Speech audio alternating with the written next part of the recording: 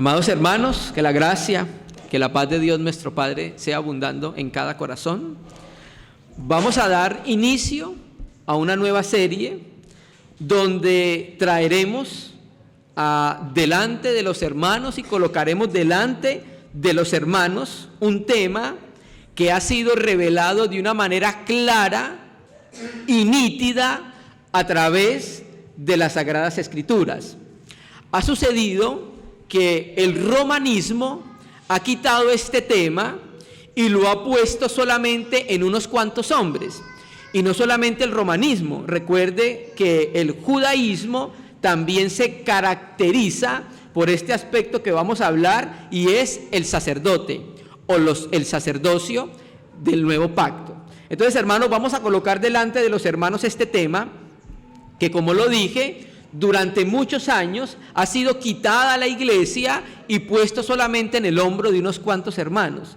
Vamos a acercarnos a la Escritura y vamos a entender por ella misma qué nos constituyó Dios a cada uno de sus hijos y qué espera Dios por esa constitución en cada uno de los creyentes sobre la faz de la tierra. Como lo dijimos ahorita, en la dieta de la iglesia, en la alimentación de la iglesia, se necesita tanto la predicación expositiva como la predicación temática. Y lo que vamos a ver hoy es una predicación temática donde en varias reuniones, 7 reuniones, vamos a hablar lo que la Escritura muestra en relación con los sacerdotes. Usted me dirá, hermano, pero los sacerdotes no son aquellos que tienen sotana y dirigen la misa. Y yo tengo para decirle que no es tan así, que la Escritura, Dios nos reveló a través de la Escritura qué es un sacerdote, ¿cierto? Entonces vamos a sumergirnos en estas reuniones para ver qué dice la palabra acerca del tema. Vamos a utilizar un texto base que va a ser el texto de segundo libro de Pedro, capítulo 2, versículos 4 y 5. Estos 2 versículos los vamos a utilizar como base en toda la serie para que lo tengamos presente. Dice Pedro: acercándoos a Él. ¿Quién es Él? El verso anterior nos enseñó que es Jesucristo el Señor. Acercándoos a Él, piedra viva, desechada ciertamente por los hombres, mas para Dios escogida y preciosa. Vosotros también, como piedras vivas, sed edificados como casa espiritual y sacerdocio santo, para ofrecer sacrificios espirituales aceptables a Dios por medio de Jesucristo, por lo cual también contiene la Escritura: he aquí pongo en Sión la piedra principal del ángulo, la principal piedra del ángulo, escogida y preciosa, y el que creyere en él no será avergonzado. Como se dieron cuenta en la lectura de la palabra, el Espíritu Santo, a través de Pedro, compara a los cristianos con piedras. Y ustedes saben que las piedras no tienen vida, no son vivientes, ¿cierto? Pero resulta que al acercarnos a Jesucristo, todos los cristianos somos constituidos piedras vivas, porque Él es una piedra viviente. Son metáforas para hablar de la condición del cristiano. En las Escrituras, la Biblia se refiere de diferentes maneras a nosotros. Se refiere como hijos de Dios, se refiere como pámpanos, ¿cierto que sí? Se refiere como siervos u esclavos, se refiere como ovejas, ¿cierto? Entonces, toda esta riqueza de lenguaje metafórico es utilizado en la Biblia para hablar de nosotros. Pero también hay un lenguaje figurado que también la Escritura utiliza para hablar de nosotros, y es que los sacerdotes, que nosotros somos sacerdotes. Entonces vamos a acercarnos a la palabra, a la revelación bíblica, para entender qué es un sacerdote, para entender por qué Dios nos llama sacerdote y para entender cuál es nuestro servicio como sacerdotes, hermanos, ¿cierto? Y vamos a entender que todos los creyentes, mujeres y hombres, somos sacerdotes, y las mujeres sacerdotisas del más alto Dios. Y como sacerdotes siempre tenemos algo que ofrecer, hermanos amados, ¿cierto? Entonces vamos a mirar primero, partiendo desde la revelación del Antiguo Pacto o la revelación veterotestamentaria, ¿qué era un sacerdote? ¿Y quién quería Dios que fuera sacerdote en Israel? Vamos a leer un verso, vamos a ir a Éxodo, vamos a leer varios versículos en el día de hoy. Éxodo 19, un texto muy utilizado para hablar del sacerdocio. Éxodo 19, vamos a leer el versículo 6. Recuerde que el contexto es: Israel acabó de ser liberado de Egipto, ya no es más esclavo de Egipto. Se colocó la sangre de los corderos, del cordero pascual, en los dinteles de la puerta, y Israel fue liberado de Egipto. Israel fue redimido de Egipto. Dios salvó a Israel. Entonces ahora están en el desierto. Y había algo en el corazón de Dios para con ese pueblo, ¿cierto? Y vamos a leer qué quería Dios con ese pueblo. Éxodo 19, versículo 6. Y vosotros, ese vosotros es toda la nación. Vosotros me seréis un reino de sacerdotes y gente santa. Estas son las palabras que dirás a los hijos de Israel. Entonces, Dios quería que todos los israelitas, cada uno de ellos, fuese un sacerdote. Ningún israelita era una persona ordinaria. Cada uno de ellos, Dios deseaba que cada uno de ellos pudiera ejercer un servicio sacerdotal. Y Dios quería que toda esa nación fuera un reino de sacerdotes, amados hermanos. Eso era lo que Dios quería, que cada persona de la nación tuviese un servicio único. ¿Cuál? Servir a Dios, amados hermanos. Eso era lo que había sucedido, eso era lo que Dios quería con Israel. Ese era el sentir del corazón de Dios. Ustedes saben que después de esto, Moisés subió al monte, ¿recuerda? Y recibió las 10 palabras, el decálogo. Y ustedes recuerdan que cuando Moisés desciende del monte, ¿recuerda qué fue lo que pasó con Israel? Moisés se demoró mucho, y entonces los israelitas, viendo que Moisés no venía, y viendo que el Dios de ellos eran invisibles, y ellos estaban acostumbrados por la costumbre egipcia a ver dioses, a tocar los dioses, a hacer los dioses, y a darse cuenta que ese era un dios, los muñequitos de los egipcios, ¿cierto? A ver figuras que representaban dioses para ellos. Y resulta que ellos salen al desierto y adoran al Dios invisible, al Dios que no se ve. Moisés demora mucho tiempo e Israel le dice a Aarón: este Moisés, pues no sabemos qué, ya va bastante tiempo y no hay un Dios al que podamos adorar. Entonces dijo Aarón: ¿tienen algo de oro por ahí? Y todo el mundo trajo todas las prendas de oro. Y dice Moisés, cuando le reclama a Aarón como que: bueno, el pueblo trajo el oro y yo lo eché ahí y salió ese muñequito, ¿cierto? Y todo el pueblo terminó adorando y sirviendo al becerro de oro. ¿Qué queremos decir? Que después de eso, en ese mismo capítulo 32, resulta que ya no toda la nación iba a ser sacerdote. ¿Quiénes? Solamente los levitas. Entonces, ¿qué fue lo que sucedió? Hermanos, que la razón por la cual Israel no pudo ser un reino sacerdotal es porque ellos fueron sacerdotes del becerro de oro. Antes de poder ejercer su sacerdocio, lo que hicieron fue servir a los ídolos, servir a los dioses que no son dioses por naturaleza.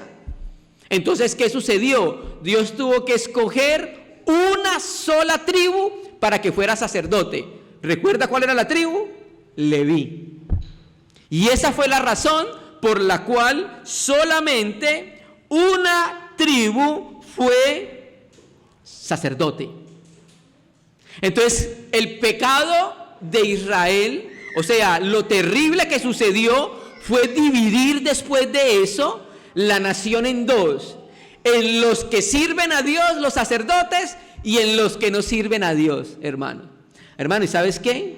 Hoy en el cristianismo es muy parecido así. Están solamente los cuantos ungidos que sirven a Dios y el resto no sirve a Dios, hermano. Y eso es antibíblico. ¿Por qué? Porque nosotros somos un cuerpo y cada dedo tiene algo que hacer, ¿cierto? Los ojos tienen algo que hacer, las orejas tienen algo que hacer, incluso los órganos que no vemos tienen algo que hacer. Los riñones tienen algo que hacer, filtran, ¿cierto que sí? Entonces, hermano, ese fue el pecado de Israel. Dios quería que toda la nación fuera un reino sacerdotal, pero resulta que por el pecado y por servir de sacerdotes al becerro de oro, no pudieron ser sacerdotes toda la nación. Entonces, ¿qué sucede? Se aparta solamente un grupo de personas para que sean sacerdotes, y es la tribu de Leví. Cuando pasamos al nuevo pacto, nos damos cuenta que la promesa y lo que Dios quería con Israel se cumplió 1500 años después. ¿En quién? En la iglesia. Vamos a ir a Apocalipsis, Revelaciones, capítulo 1, versículos 4 y 6. Apocalipsis capítulo 1, versículos 4, 5 y 6, hermanos. Juan a las 7 iglesias que están en Asia: gracia y paz a vosotros del que es, del que era y del que ha de venir, y de los 7 espíritus que están delante de su trono, y de Jesucristo, el testigo fiel, el primogénito de los muertos, y el soberano de los reyes de la tierra, al que nos amó y por ese amor nos lavó de nuestros pecados, y con su sangre, ¿sabe qué hizo? Nos hizo reyes y sacerdotes para Dios su Padre. A Él sea la gloria, el imperio por los siglos de los siglos. Amén. Ahorita vamos a leer otra versión que quiero que vean lo que dice el texto griego. Entonces resulta que Dios envía a su Hijo Jesucristo a la tierra a que se encarne, la economía de la encarnación. Y a través de la encarnación y la muerte de la cruz, cuando una persona se arrepiente de sus pecados, cuando una persona cree que Jesús es el Cristo, el Hijo del Dios viviente, cuando esa persona se arrepiente, se da cuenta que era ella la que tenía que morir, se da cuenta que Dios amó tanto al mundo y lo amó tanto a ella, que envió a su Hijo para que muriera en su lugar. Cuando esa persona cree en el Señor y se arrepiente, sucede algo. Un aspecto que nosotros no vemos, pero sabemos que sucede. La sangre de Jesucristo, su Hijo, ¿qué sucede? Nos limpia de todo pecado. Pero esa sangre tiene muchos trabajos. Y esa sangre, al limpiarnos, nos hace para nuestro Dios algo que antes no éramos. ¿Qué? Un reino de sacerdotes. O sea que la iglesia es delante de Dios, Dios la ve así, como un reino sacerdotal, hermanos. ¿Cierto que sí? Voy a leer la Biblia Reina y Valera 2006, porque aquí dice, nos hizo reyes y sacerdotes. El texto griego dice más literalmente, ya lo examinamos, un reino, sacerdotes para nuestro Dios. Voy a leerlo, de esta versión que tiene una buena traducción. Dice: y nos constituyó un reino, sacerdotes para Dios su Padre, a Él sea la gloria por los siglos de los siglos. Entonces, hermanos, en el Nuevo Testamento, en el Nuevo Pacto, existe un sacerdocio completamente diferente al sacerdocio del Antiguo Testamento. Como lo leímos del texto griego, Dios nos constituyó por la sangre de su Hijo, un reino, sacerdotes para Dios su Padre. Quiere decir entonces que la obra de Jesucristo hizo dos cosas en la iglesia. Hizo una cosa que es colectiva y hizo otro aspecto que es individual. ¿Cuál es el aspecto colectivo? Nos hizo un reino. Nosotros hacemos parte del reino de Dios. Y cuando digo nosotros, me estoy refiriendo a todos los cristianos sobre la faz de la tierra, sépalo o no lo sepa. Entonces, colectivamente nos hizo un reino, pero individualmente, ¿qué nos hizo? Sacerdotes. ¿Sí me entiendes? Nosotros, por la sangre de Jesucristo, fuimos hechos un reino colectivo, individualmente fuimos hechos sacerdotes, amados hermanos, ¿cierto? Entonces, en el Nuevo Testamento, en el Nuevo Pacto, existe un sacerdocio completamente nuevo, completamente distinto, porque en el Antiguo Pacto, en la nación de Israel, para que usted fuera sacerdote y pudiera entrar al tabernáculo primeramente y después al templo y servir, ¿qué tenía que ser? Descendiente de Aarón, de la tribu de Leví.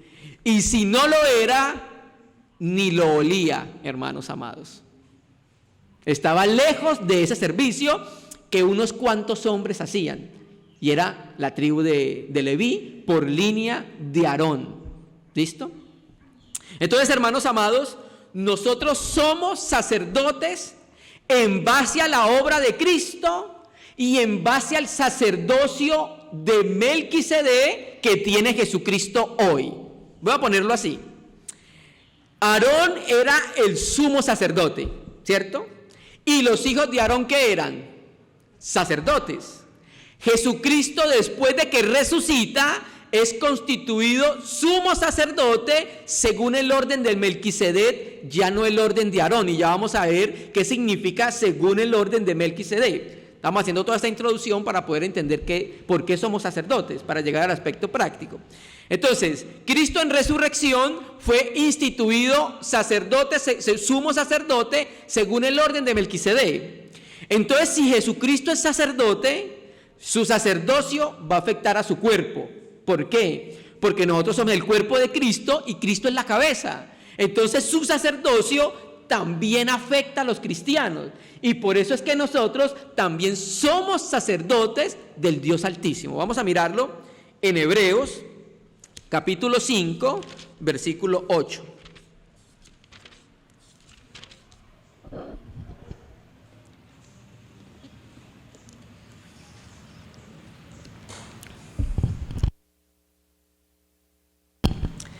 Hebreos 5, versículo 8.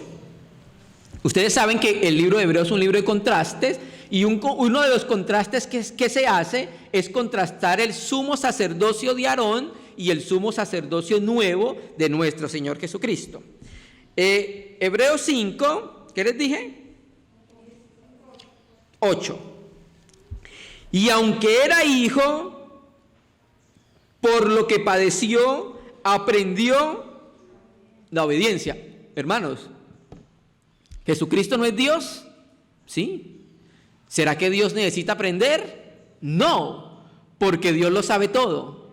Entonces, ¿por qué Cristo aprendió la obediencia por lo que padeció? Está hablando de la encarnación. Recuerde que Jesucristo, aunque es Dios, también tenía naturaleza humana. ¿Listo? Y habiendo sido perfeccionado, vino a ser autor de eterna salvación para todos los que le obedecen. Entonces, todos los que creen en Jesucristo entran en algo que el escritor a los hebreos llamó la eterna salvación. Y, ojo, fue declarado por Dios sumo sacerdote según el orden de ¿quién? De Melquisedec. Este Melquisedec, que es un personaje que aparece en Génesis, el nombre de Melquisedec, según Hebreos 7, se puede traducir de dos maneras. Melquisedec, rey de justicia, y Melquisalén, Rey de paz. ¿Qué sucedía con este sacerdote? Que ahora Cristo es hecho sumo sacerdote según ese orden y no el orden de Aarón, ¿cierto? ¿Por qué? Porque el orden de Aarón lo que significaba era que los pecados del pueblo se recordaban cada año. Y el sumo sacerdote tenía que entrar con sangre al lugar más santo para el perdón del pueblo y el perdón del mismo. Y cuando se moría el sumo sacerdote, ¿quién lo sustituía? Otro sumo sacerdote, un hijo de él. Entonces el sacerdocio de Aarón tenía que constantemente cambiarse por la muerte de los hombres y no podía ser perfecto al que se acercaba a Dios por ese sacerdocio. Y le voy a demostrar por qué no podía hacerse perfecto. Porque hay una de las 7 fiestas importantes en Israel que se llama el Yom Kippur, o sea, día de la expiación, Levítico 16. ¿Y qué hacía en esa fiesta?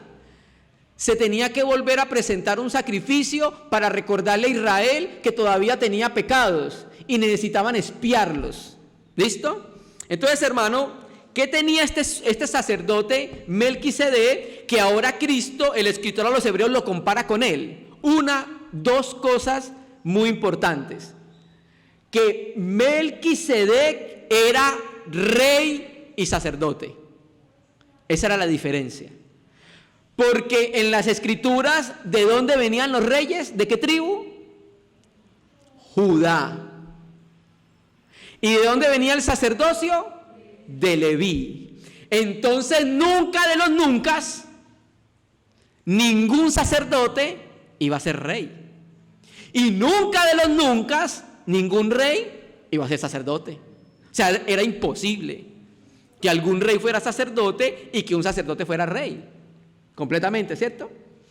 Pero Melquisedec, cuando se le aparece a Abraham, se presenta como el sacerdote del Dios Altísimo, y era rey de Salem. Entonces Melquisedec era rey y sacerdote. Esa es la particularidad del sumo sacerdocio según el orden de Melquisedec, que es rey y sacerdote. Esa es la diferencia. Entonces Cristo, cuando resucita, es sumo sacerdote según ese orden. O sea que Él es sacerdote, pero también es rey. Vamos a leerlo en Zacarías, capítulo 6. Vamos a Zacarías, capítulo 6. Zacarías capítulo 6, versículos, ya les voy a decir. Vamos a leerlo desde el versículo 9, lo vamos a leer hasta el 13, pero el 13 lo voy a leer de la Biblia textual porque tiene una mejor traducción para que entendamos lo que estamos diciendo. Zacarías 6, versículo 9. Zacarías 6, versículo 9.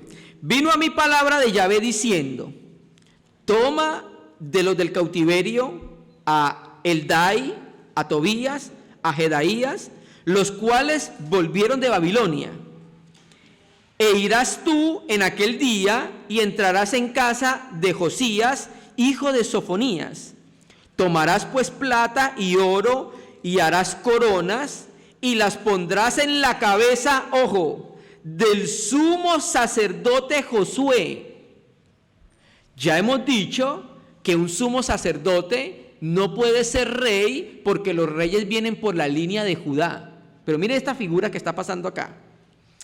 Tomarás pues plata y oro y harás coronas y las pondrás en la cabeza del sumo sacerdote Josué, hijo de Josadab, y le hablarás diciendo: así ha hablado Yahvé de los ejércitos, diciendo: he aquí el varón cuyo nombre es Renuevo, el cual brotará de sus raíces y edificará templo a Yahvé.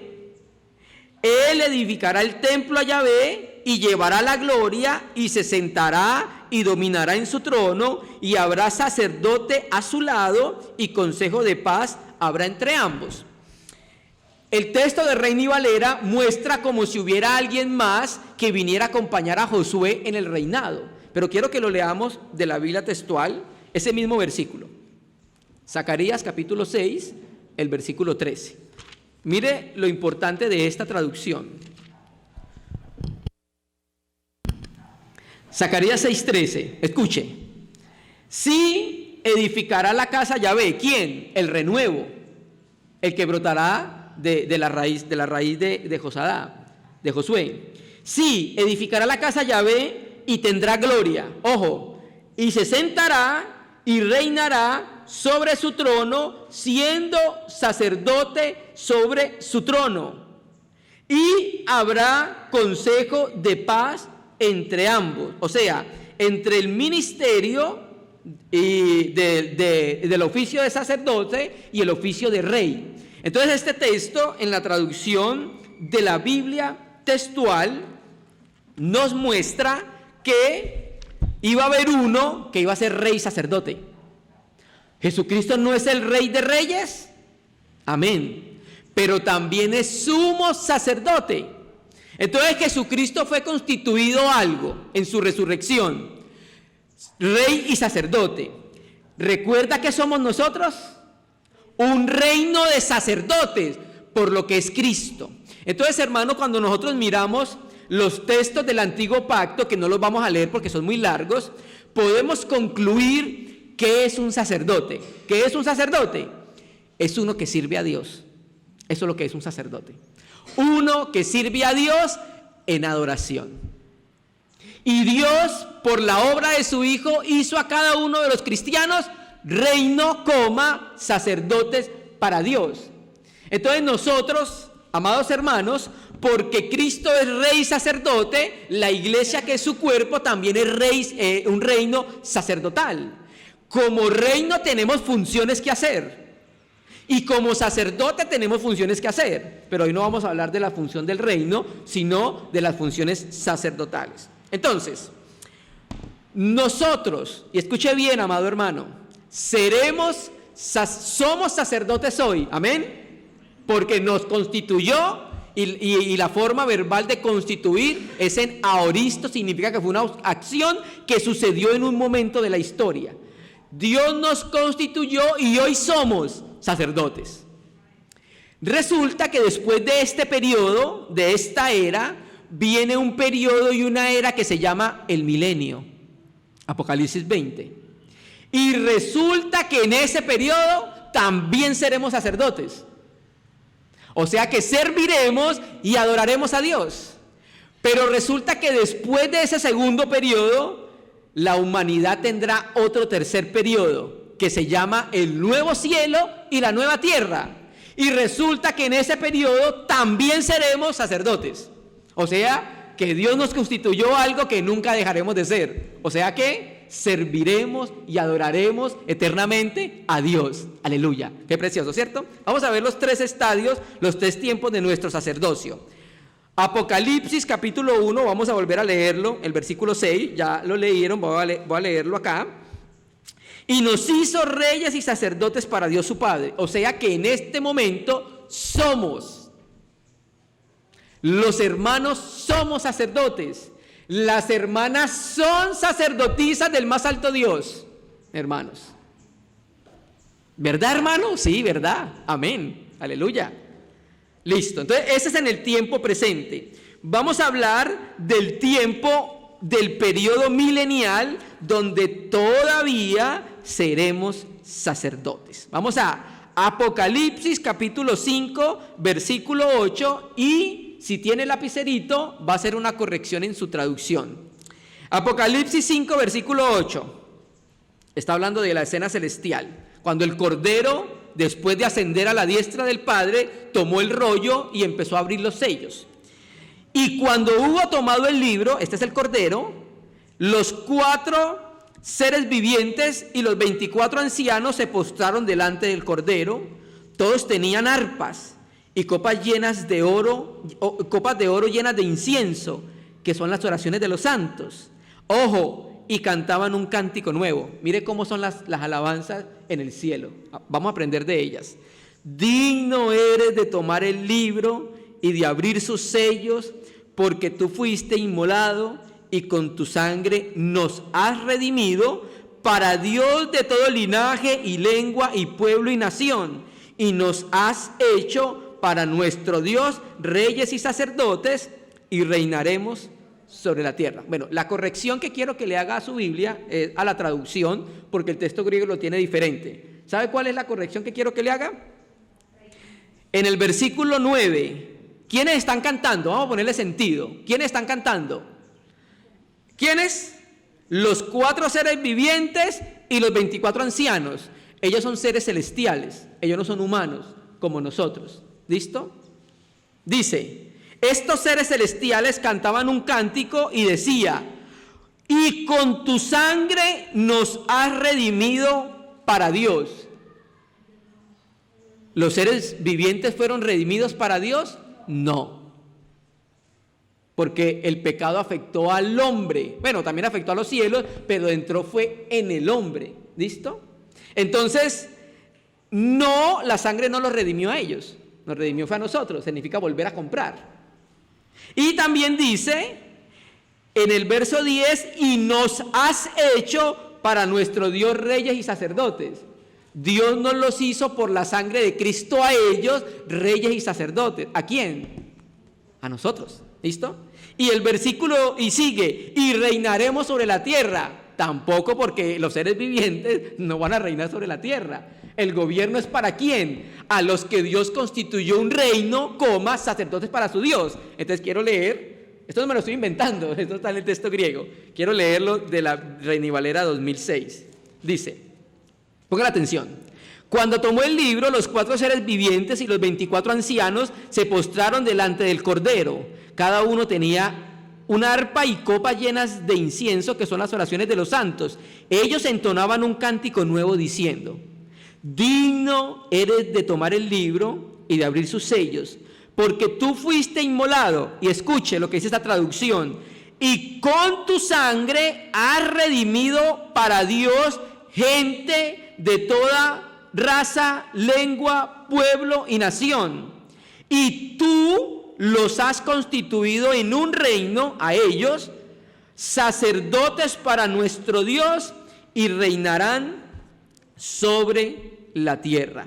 Amados hermanos, ¿cierto? Entonces, ¿qué estamos viendo? Que efectivamente en ese periodo que se llama el milenio, reinaremos, porque también fuimos constituidos reinos con Cristo, pero también ejerceremos un servicio de adoración a nuestro Dios. Vuelvo a repetirle lo que le he dicho muchas veces. En la eternidad no vamos a estar saltando de nube en nube con una arpa. Esa no es la idea del gobierno en la eternidad, hermanos. Es un servicio práctico al Señor, hermanos. Y terminemos con este aspecto del ejercicio del sacerdocio en el milenio. Apocalipsis 20. Voy a leerlo desde el versículo, voy a leer el versículo 6. Apocalipsis 20, versículo 6. Este es en el contexto del milenio. Bienaventurado y santo el que tiene parte en la primera resurrección. La segunda muerte no tiene potestad sobre estos, sino que serán sacerdotes de Dios y de Cristo, y reinarán con él los 1000 años. Aleluya. Esas son las promesas que tenemos. Entonces, si ve su texto, dice, entonces sabe que cuando Cristo venga, va a suceder algo que es la resurrección. Van a resucitar todos los que son de Cristo. Y los que vayamos a resucitar, en esa resurrección, vamos a tener un ejercicio de gobierno en la tierra durante 1000 años. Pero no solamente gobierno, no solamente reino, sino que también, ¿qué más vamos a hacer? Sacerdotes. Y en ese periodo de tiempo vamos nosotros a rendir un servicio y vamos a rendir adoración al Señor, hermanos amados, en el tiempo del milenio. Pero también en el tiempo que sigue, en los cielos nuevos y en la nueva tierra, vamos a seguir siendo un reino sacerdotal. Vamos a Apocalipsis ahí mismo, 22, verso 3. Apocalipsis 22, versículo 3. Bueno, voy a leerlo desde el versículo 1 para que tomamos el contexto. Después me mostró un río limpio de agua viva, agua de vida. Recuerde que aquí ya está el cielo nuevo y la tierra nueva. Resplandeciente como el cristal, que salía del trono de Dios y del Cordero. Y en medio de la calle de la ciudad, a uno y el otro lado del río, estaba el árbol de la vida, que produce 12 frutos, dando cada mes su fruto, y las hojas del árbol eran para la sanidad de las naciones. Versículo 3, el que nos interesa. Y no habrá más maldición. No habrá más maldición, ¿a dónde? En los nuevos cielos y en la nueva tierra. ¿A qué se refiere Juan con esto? Recuerde que esta tierra está maldita hoy, ¿cierto que sí? Dios se lo dijo a Adán, maldita la tierra por su causa. Entonces, en ese nuevo y en esa nueva tierra ya no existirá esto que se llama la maldición sobre la tierra. Por eso dice ahí, ya no habrá más maldición. Y el trono de Dios y del Cordero estará en ella. Ojo, y sus siervos, ¿qué dice ahí? Le servirán. La palabra griega para servir, latreuo. Esta palabra latreuo es utilizada en el contexto del Antiguo Pacto y sobre todo en la Septuaginta, en el servicio que rendían los sacerdotes a Dios. Quiero leer nuevamente la Biblia Reina y Valera 2006, en ese versículo. Dice, 3, ya no habrá más maldición y el trono de Dios y del Cordero estará en ella y sus siervos, mire cómo traduce esta versión, le rendirán culto. Esa es la traducción exacta de la palabra. Sí, le servirán rindiéndole culto porque somos sacerdotes. ¿Qué hacía Israel en el Antiguo Pacto? Los sacerdotes le rendían culto a Dios, ¿cierto? Le ofrecían sacrificios a Dios, ¿cierto? Entonces, hermano, el tiempo en que seremos sacerdotes no acabará. Seremos en la eternidad sacerdotes de Dios. Hermano, y es un privilegio. Y en Israel era un privilegio ser sacerdote. ¿Usted se imagina que solamente unos cuantos tenían un tipo de vestidura y unos cuantos podían entrar hasta al menos el lugar santo y unos cuantos podían presentarse ante Dios por el pueblo? O sea, yo no me imagino si las demás tribus tenían envidia, ¿cierto? Yo quiero servir al Señor, pero no puedo porque es que no soy levita, no soy de la tribu de Aarón, ¿no? Pero ahora no, hermano. Ese privilegio Dios se lo dio a toda la iglesia. Es una alegría, ¿cierto? Que Dios nos ha escogido simples hombres, simples pecadores, para que podamos rendirle tributo a Él, al Dios Todopoderoso, hermano. Amén. Qué precioso, ¿cierto? Amén, hermanitos. Entonces, hermanos amados, seremos sacerdotes, somos sacerdotes, pero cuando nosotros miramos el servicio sacerdotal, ¿qué es lo que lo distingue del nuevo pacto?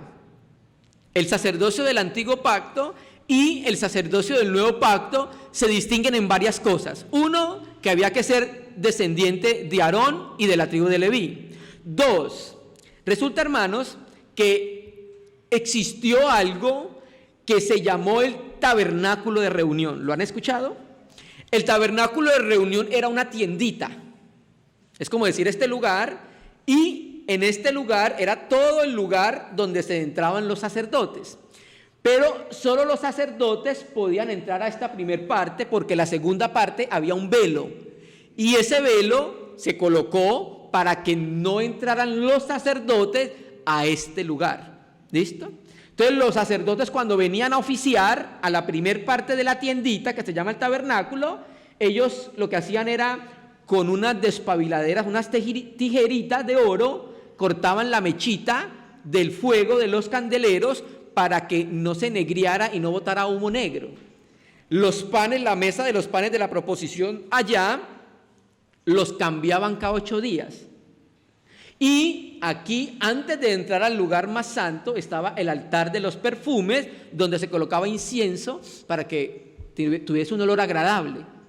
Los sacerdotes solo podían entrar hasta ahí. Si un sacerdote le daba como el deseo de pasar al lugar más santo, iba a suceder una cosa: en el acto se moría. El mandamiento era clarísimo de que solamente el sumo sacerdote podía entrar al lugar más santo. Y una vez al año, en el Kippur, ya lo dijimos, en el Yom Kippur. Antes no podía entrar. O sea, hermano, quiere decir que la vida de los israelitas y la adoración y el sacerdocio estaba regulada por la palabra. Ellos no podían moverse como querían. Ellos no podían vivir en la casa de Dios como le daba su ganita. Tenían que regirse por lo que decía la palabra del Señor. Entonces, la diferencia del nuevo pacto, de los sacerdotes del nuevo pacto, es completamente abismal. Vamos a mirarlo. Vamos a ir a Hebreos, capítulo 9, versículo 6.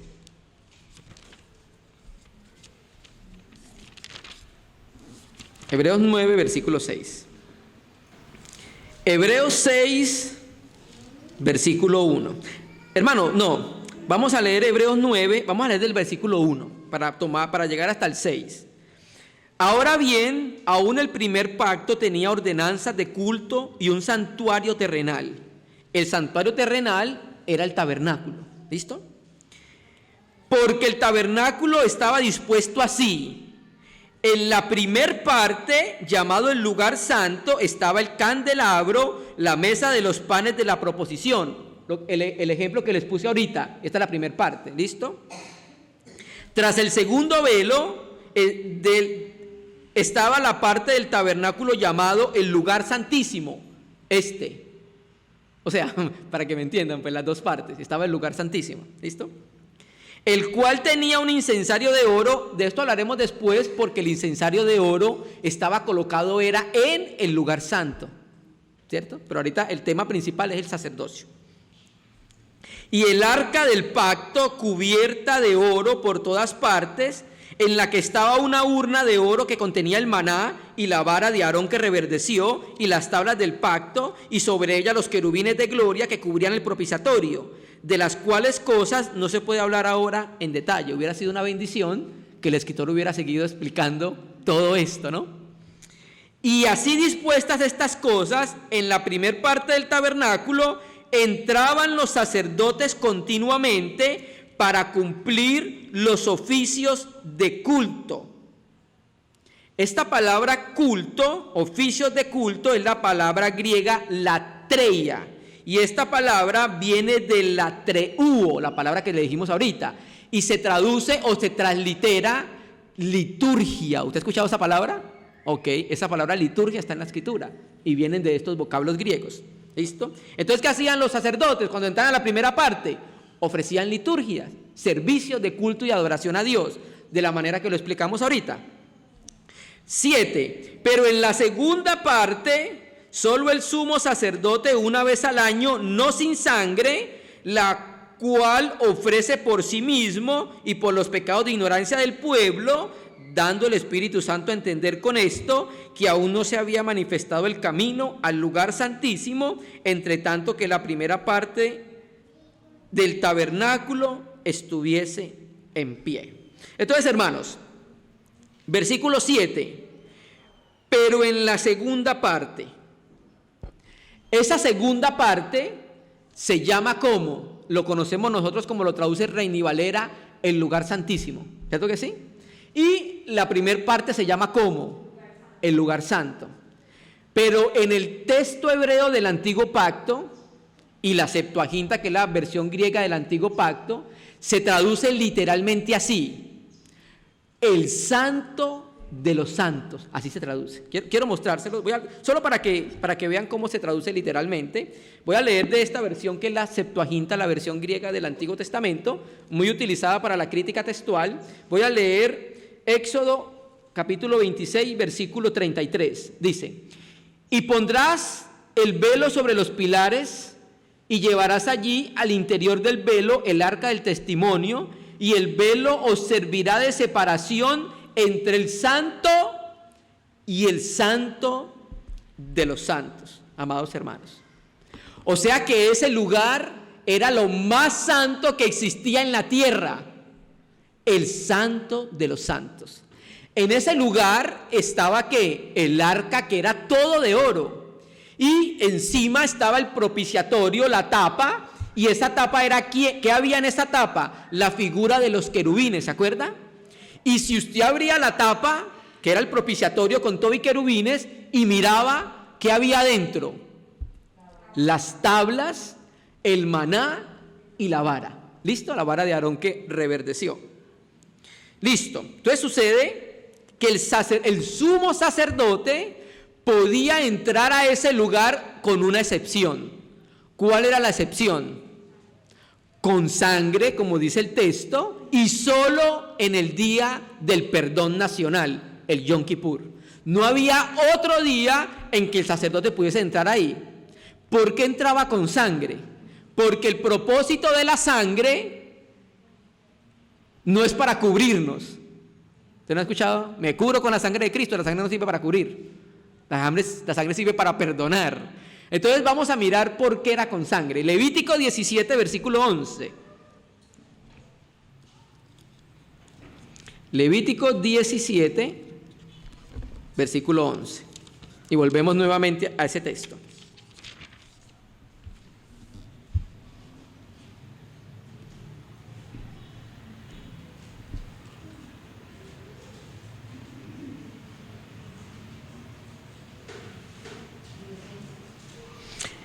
Levítico 17, versículo 11, dice: porque la vida de la carne en la sangre está, y yo os la he dado, ¿qué? La sangre, para hacer expiación sobre el altar por vuestras almas.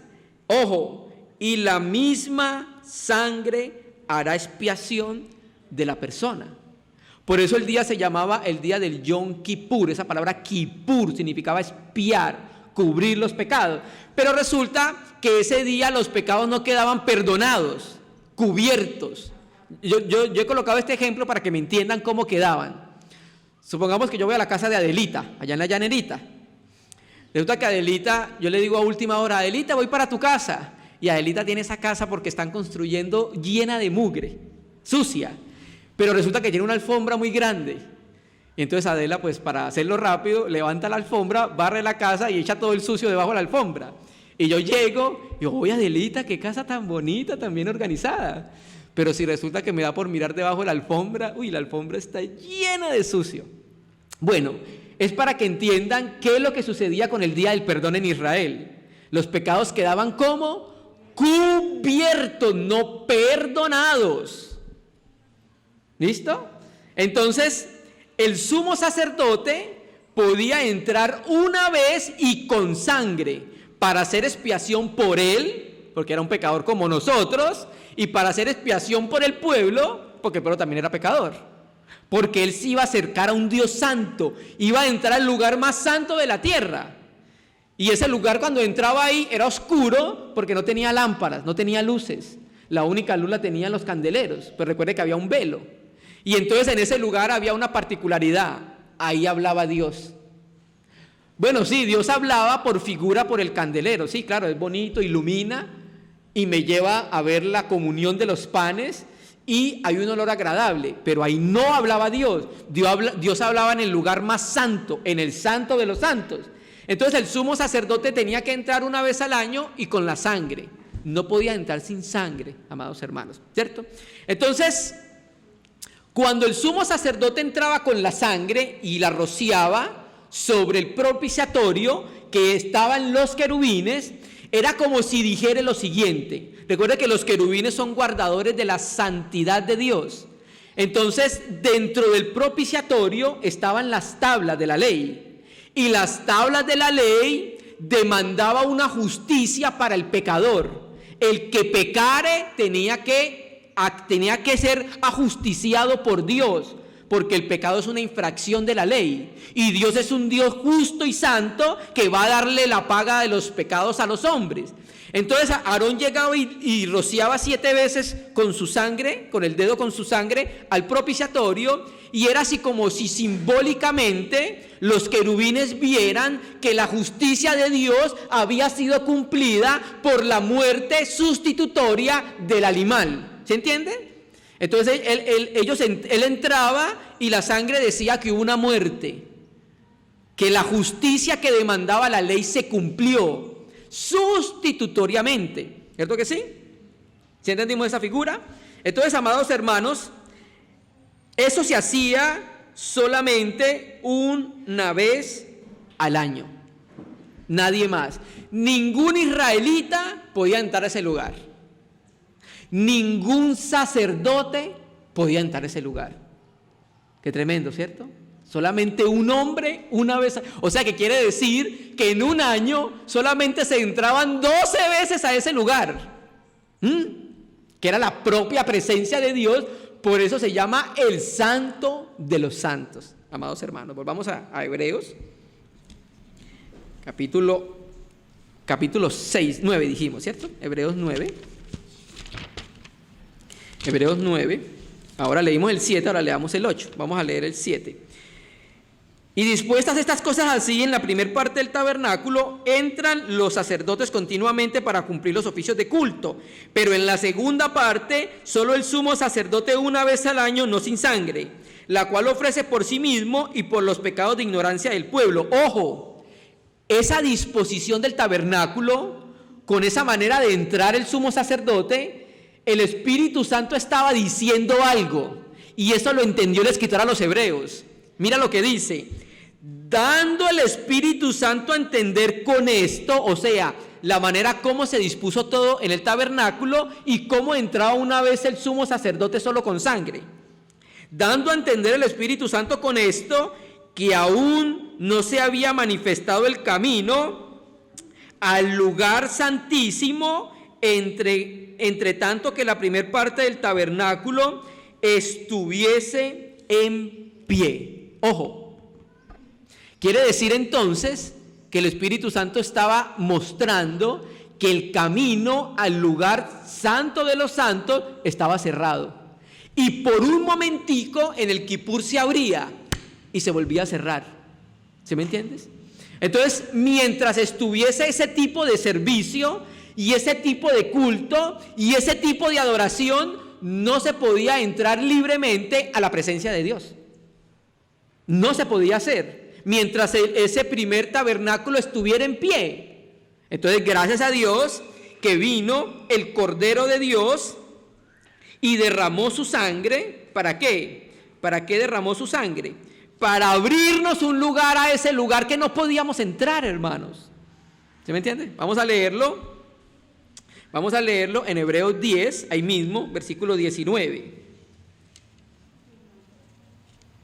Entonces, mientras ese santuario estuviera en pie, todavía existirían las limitaciones del mismo para poder acercarnos a Dios.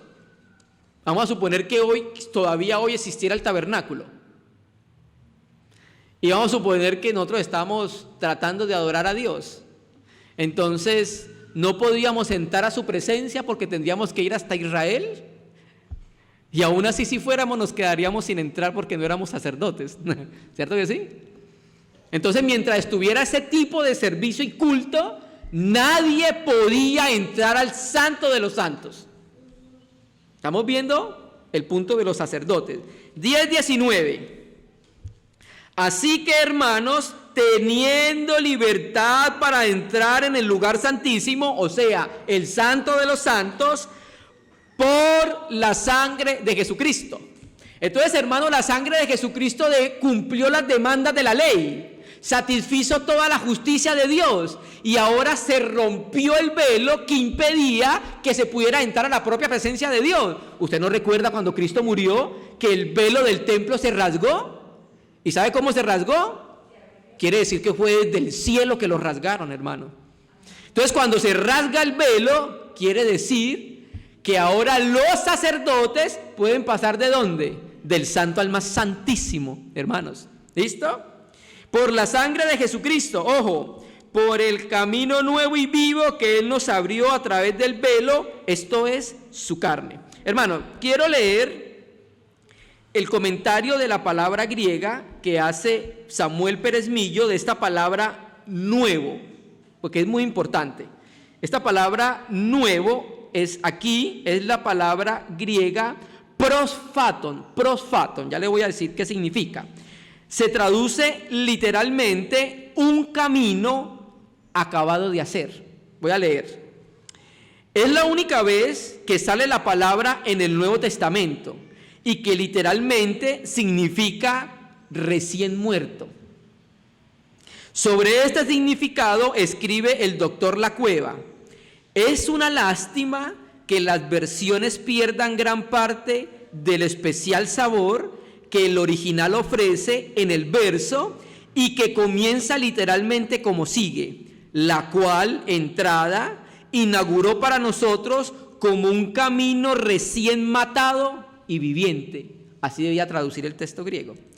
Si apuramos un poco más la etimología de prosfaton, veremos que significa recién degollado y nos recuerda la forma en que se confirma un pacto solemne. Génesis capítulo 15, versículos 10 y 17, lo pueden leer en casa después. Partiendo las víctimas por la mitad y pasando los contratantes por en medio, es decir, por la sangre que afluía al centro. Era pues un camino recién sacrificado que daba seguridad de las bendiciones garantizadas por el pacto. Hermano, esto fue lo que hizo el Señor Jesucristo. Inauguró un camino que ningún ser humano hubiese podido abrir. Si Cristo no hubiese venido y no hubiese muerto y no hubiese derramado su sangre, estaríamos nosotros sin poder tocar al propio Dios, sin poder entrar en su propia presencia. Pero gracias a Dios por Jesucristo, porque ahora tenemos libertad. Podemos entrar y tocarlo cuando queramos, hermano. Podemos estar en su presencia y adorarle y servirle, amados hermanos, ¿cierto? Entonces, este camino es viviente porque Jesucristo es un camino vivo. Este camino es viviente porque Él es el único camino que nos lleva a la vida eterna. Entonces, como el camino está abierto, ahora por eso es que nos invita, como dice Pedro, a acercarnos y ofrecer sacrificios al Señor, amados hermanos, ¿cierto? Entonces, ahora los cristianos tenemos como única ocupación servir a Dios. Hermano, pero es que yo no soy el predicador, somos sacerdotes, todos tenemos que servir al Señor, ¿cierto? ¿O no cree que algún miembro de su cuerpo no tiene algo que hacer? ¿Cierto que sí? Entonces, hermano, y lo más precioso es que nosotros tenemos que aprender a servir en el Espíritu, porque le digo, si usted entraba al lugar santo, había muchas cosas que hacer. Las despabiladeras, las tijeritas, tenía que hacer el incienso, prepararlo y traerlo. Tenían que preparar los panes y cambiarlos cada 8 días. Pero hermanos, cuando ustedes entraban al lugar más santo, no tenían que hacer absolutamente nada. ¿Qué tenía que hacer? Esperar que Dios hablara. ¿Sí me entiendes? Por ejemplo, Adán fue formado ¿qué día? 6º día, ¿cierto? Eso dice la Escritura muy claramente. Dios reposó ¿cuándo? 7º día. ¿Qué era el primer día para Adán? El primer día para Adán era reposo. O sea, el primer día del primer hombre creado en la faz de la tierra fue un día de reposo. Hermano, es ahí donde escuchamos su voz, en su presencia. Es ahí donde escuchamos su voz y es así como le servimos a Él, en el espíritu, en el interior, amados hermanos. ¿Cierto que sí? Entonces, hermano, terminemos con el verso que iniciamos, Hebreos, primera de Pedro 2:5. Va a ser el texto que vamos a utilizar como base en estas reuniones que vamos a hablar del sacrificio de los sacerdotes.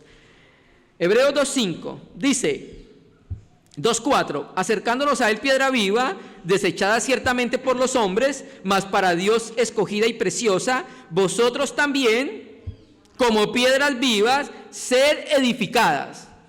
Ok, la edificación, según este versículo, tiene dos lineamientos, 2 vertientes. ¿Cuáles son las 2 vertientes? Una, como casa espiritual y como sacerdocio santo.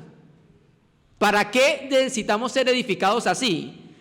Para ofrecer sacrificios espirituales a Dios por medio de Jesucristo. Amén, hermanos. Entonces, Dios tiene una casa, ¿cierto que sí? ¿Cuál es la casa de Dios? La iglesia. Y para la casa de Dios, que es un santuario, se necesita sacerdotes que sirvan. Y los sacerdotes, escúcheme bien, ofrecen sacrificios como espirituales. ¿Por qué? Porque la casa es espiritual. Quiere decir que los sacrificios que se deben ofrecer en la casa de Dios deben proceder ¿de dónde? Del Espíritu. Los sacrificios deben proceder del Espíritu. Entonces, nosotros estamos en una casa neumática. Uy, hermano, ¿cómo así que neumática? Eso suena como a las llantas de los carros. Resulta que la palabra griega para espíritu es neuma, aliento, aire, espíritu. Entonces, la palabra griega para espirituales neumáticos. Entonces, nosotros estamos en una casa neumática donde ofrecemos sacrificios neumáticos que son procedentes desde el propio Espíritu, hermano. Entonces, esta primera reunión fue la introducción para hablar de los 7 sacrificios espirituales que ofrecen los sacerdotes en la casa de Dios. Entonces, Dios mediante, en las próximas reuniones vamos a sumergirnos en la palabra del Señor para ver cómo servimos como sacerdotes en su casa. Amén, hermanos. Entonces, vamos a detenernos por ahora. Vamos a agradecerle al Señor este tiempo que pudimos considerar un aspecto de la palabra.